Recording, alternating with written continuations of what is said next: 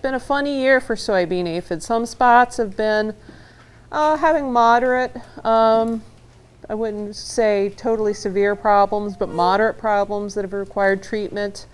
Some places have hardly had any trouble at all. We've had a lot of variation this year with soybean aphid. And part of that I attribute to we had a wide variety of planting dates this year with the spring weather. Some of the problems that we have seen tend to be more in the late planted soybeans than in the earlier planted soybeans. That's one factor. Another factor is it's just been a really strange weather year. We've been so cool, and soybean aphids generally don't like very hot weather like we've been having this week, but it's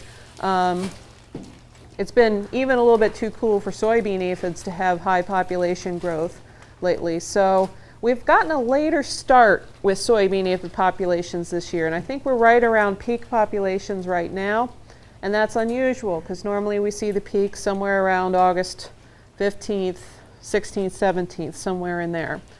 And that's raised a lot of questions with producers who have aphid infestations that are just now peaking, but they're in soybeans that are at R5 or even early R6. So that's the stage where the seeds are R5, the seeds are busy filling the pods, and R6 when the pods are full. Have any of you had that situation, or any of your neighbors had that situation? Pretty mature beans, but a lot of aphids, and you're wondering what to do about that. Okay, so a few questions for people with late season soybean aphid populations, like we're seeing a lot of. I'm probably getting 2 or 3 calls a day about this question. What should I do in these late season beans with my soybean aphids? The first thing I ask people is, what crop stage are you at? R5 soybeans, where the pods are still filling, may still profit from treatment, and in fact the threshold recommendations that we have of treating at 250 aphids per plant when most of the plants are in that condition are good up through the R5 stage. That being said, let's say you're towards the end of R5, you've got 250, 300 aphids per plant. What do you do? Well, R6 is the stage at which, when the pods are full, the susceptibility to soybean aphid just drops off dramatically. At that point, the aphids are doing very little harm to the plants by the time you get to R6. So the closer and closer you get to R6, the less and less impact the aphids are having. What I tell people, if you're in early R6, maybe you just got there, it might be worthwhile to treat your aphids if you've got 1,500 to 2,000 aphids per plant, which is a lot of aphids.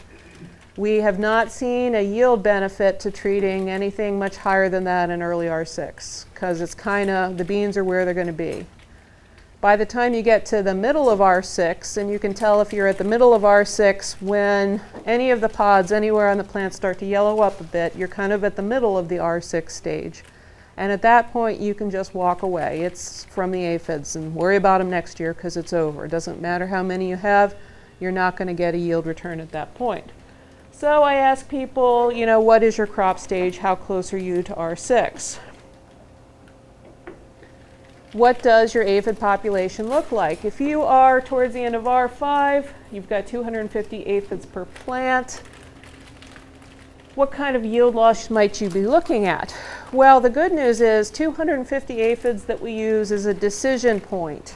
It's not really a treatment point. You don't actually start getting any detectable yield loss until a higher aphid value.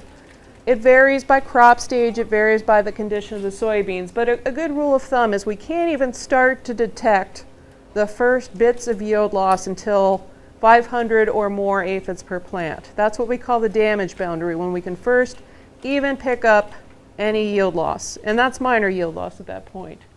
So if you're towards the end of R5, you have 250, 300, 350 aphids per plant, 400 even, you're not at the point where you're losing yield. So if you think you can hang on another week or so before you get to R6, you actually don't have a problem at the point where you have 250, 350 aphids per plant. So you're not actually in the danger zone, and maybe time is on your side. what kind of application method would you be using? If you are doing ground application, chances are pretty good at this stage of canopy development that you're going to run over up to a bushel of beans per acre just from getting your equipment out there in the field. So if you're in a really borderline aphid situation, keep in mind you're going to lose a certain amount of yield penalty just from being out there. So if you're on the fence, that's something to consider in addition to just straight up what are the application costs for your fuel and your product and your time. So add your application costs to the fact that you'll be losing a little yield with ground application if you're on the fence.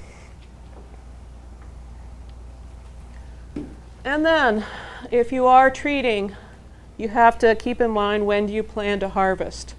Some of the products that are labeled for soybean aphid have pre-harvest intervals up to 60 days long for some of the aphid products. So check your labels carefully and think about when do I intend to harvest.